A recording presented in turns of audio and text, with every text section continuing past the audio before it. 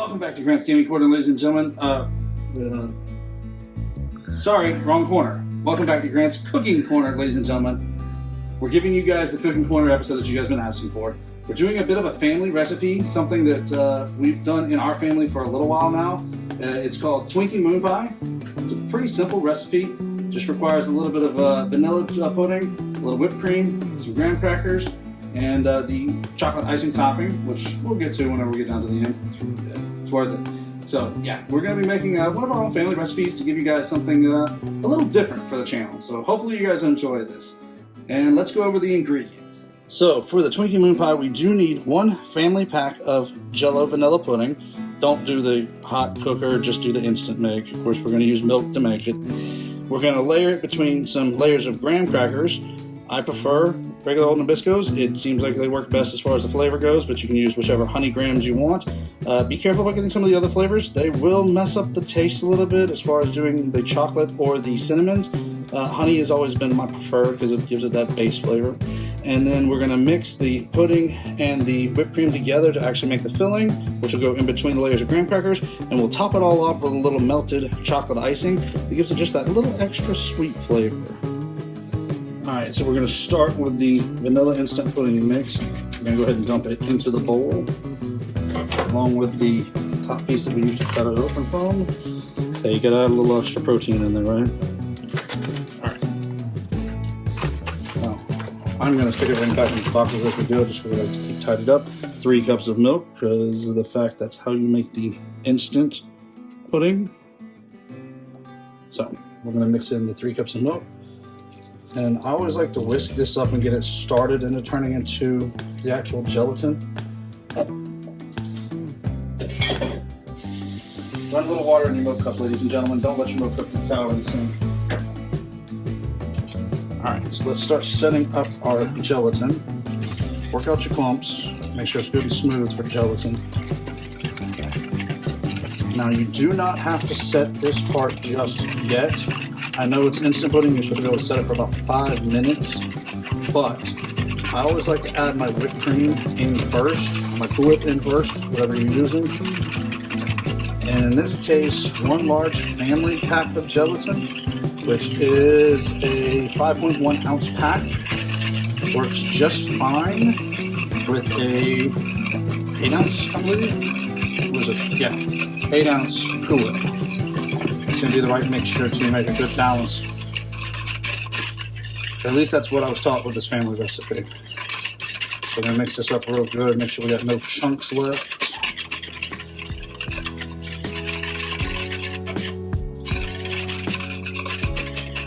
I will say I normally use a glass bowl on this, so I can look on the bottom to see if there's any chunks. So this is a little different from how I normally mix it, but you know.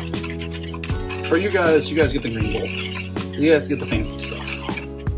Alright, now that that's good and mixed up and we've gotten all the pieces mixed, broken up, we'll go ahead and add the entire tub of Cool Whip. And sometimes it's just as easy, if it works right, to pull it out in 1 clump almost. Almost. In this case, it didn't quite want to come out in 1 clump for me, but hey, I tried. I did keep it in the refrigerator for a little while so that way it wasn't soft, hard frozen. It's a little more soft. We'll worry about cleaning that up later. Now this, be a little bit more gentle with because you will slosh. And just kind of mix in the Cool Whip really well to the pudding. You can get it out of your whisk. Oh, that's a little vanilla. Okay, we're good. Try to get a good consistent mix between the Cool Whip and the Jell-O pudding.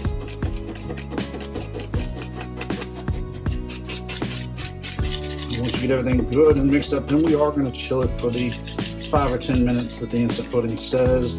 I like to set it a little longer. Commonly, I would set this overnight and I would layer it the next day. Personally, that's just because of the fact that I make this in a 2-day setup instead of a 1 normally, but it works just as fine as long as you chill it long enough. Just make sure you chill it a good 5 or 10 minutes like the packaging says. So let's get that all good and whipped up. Make sure there's no clumps of whipped cream left. And you kind of want a good, consistent, even color here. You don't want to be able to see any swirls of pudding or Cool Whip left either way. You want it to be nice and mixed. That'll help the setting process, and it just gives it a better flavor whenever it all comes together in the end. And you'll see what I'm talking about whenever we get down to it. Alright. I'm going to grab my little bowl so I don't make a mess. And I'm just going to set this in the refrigerator uncovered.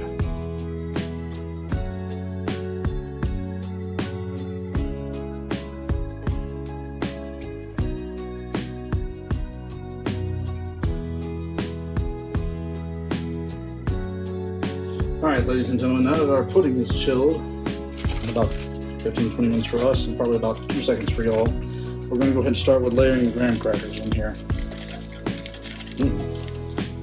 Scissors and I are not liking this bag very well. It's raining. Yeah, cooking in the rain. Hope you guys are enjoying that. So, for the graham crackers, these are kind of usually pre-broken up because I've never bought a box of graham crackers that wasn't pre-broken up. But if they're not, you kind of want to break them in half as best you can. Just makes it a little easier to layer them in. And work with your dish as best you can. See what I'm saying? And you want to make a nice layer in whatever pan you're using. Bear in mind, like Hannah and I just figured out off camera, you need a dish big enough for everything because the dish we started with was a little small compared to the amount of ingredients we have to work with. So once you get your first layer down, take about half the pudding, just kind of layer it in on top of your graham crackers. They're going to move, don't worry about it, they don't have to be perfect. You just want a nice layer of everything in there. Doesn't have to be pretty at this stage. Of course, like my mom always said, pretty doesn't make it taste any different. I'll give that just a moment and see if I can make a nice layer out of this. If not, I can always add more. Another one she always used to say is, you can add more, it's hard to take away. Same thing with time and heat. So when you're cooking, another thing to keep in mind. Something we say around the house all the time, you can always add more time. You can't take time off.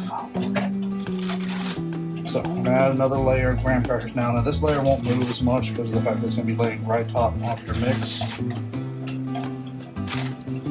Get that out of my way. Usually if you do this in a fair size dish, bowl, whatever you're putting it in, use about 2 of these packs of graham crackers on average. Let's see if this sticks true to this round of, that one didn't break, Twinkie moon pie, as we call it around the house. And I'm sure there's probably other people out there saying, oh, that's eclair or something like that. It probably has many different names and many different locations. This is just what we've always called it, so you guys call it whatever you want to call it, just as long as you don't call it not good, because it is good. Alright, let's get the rest of that pudding in there. That pudding Cool Whip mix. I have a bad habit, or a good habit, however you want to look at it, of scraping the bowl clean, because I don't like to leave any of this mix behind. I like to take every bit of it I can get with us. And if you guys are like anything like my household, you always had that one bowl licker who always liked to clean up the bowl behind you, or in this case, me behind my mom. Truth be told, all of us fought over the bowl. It was just whoever was nice enough that day, Mom offered to first. Whoever was the good person of the house, and I say good person because I can't say good kid, because my dad was in this mix too. Yeah, we all fought over the bowl. But yeah, I'm gonna scrape it good and clean as best I can.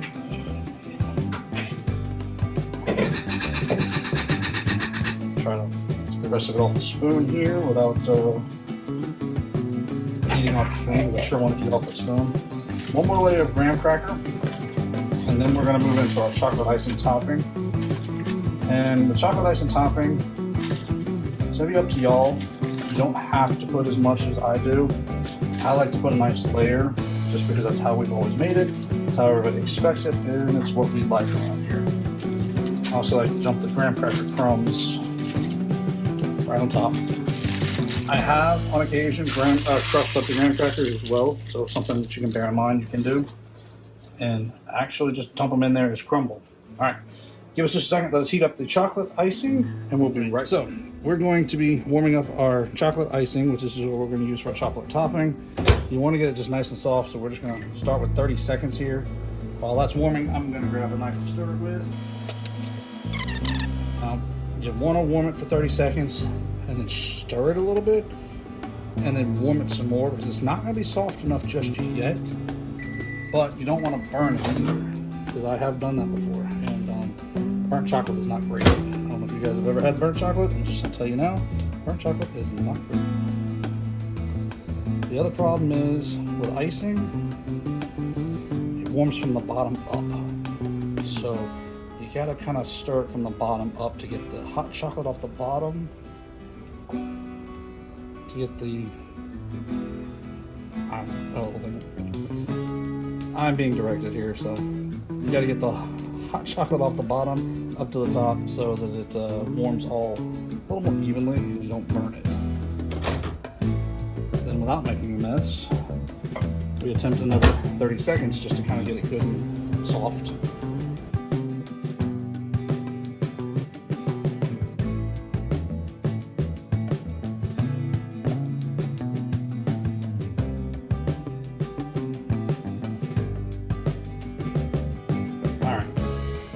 I will meet you guys back at our dish.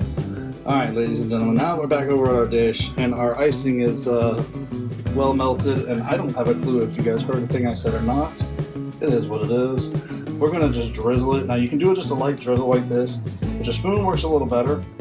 Me, I usually just kind of drizzle it straight out of the tub, just because of the fact that everybody I know likes a good layer of icing on it, likes that layer of chocolate to give it that extra flavor. So it kind of breaks up just the base vanilla flavor. But you put however little or much you want on there. It is up to you. I'm just doing what my audience is used to whenever it comes to our Twinkie McFly. And I like to just kind of cover it as well as I can. Usually cover all the graham crackers as best I can. And as it hits that whole pudding, it usually starts to set back pretty well. So it's gonna start to harden up and form its layer as we go, even though we warmed it. But we're also gonna chill it for a little while. We're not gonna go right into serving this. This is not a finish it and eat it dish. This is, you gotta let it chill for a little bit. So, didn't quite cover all my graham crackers, but that's okay. I still use as much as everybody I know who likes the dish enjoys it as, so they won't complain, I promise you, and other than that, nor will I.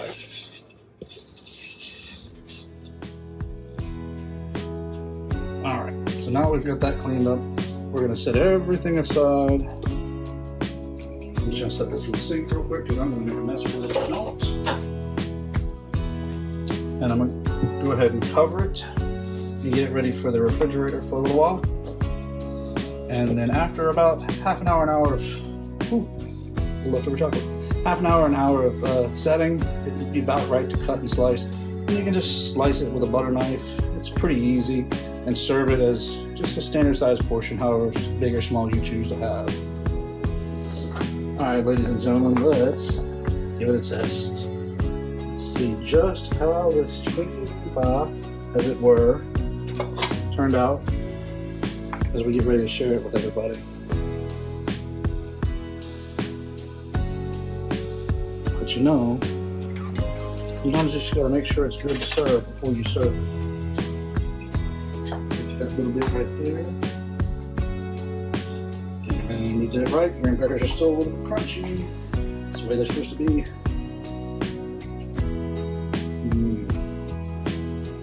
Hopefully you guys get to enjoy it just as much as we do. So, before we head out, ladies and gentlemen, we'd like to lick the bowl. And until next time, be good and God bless.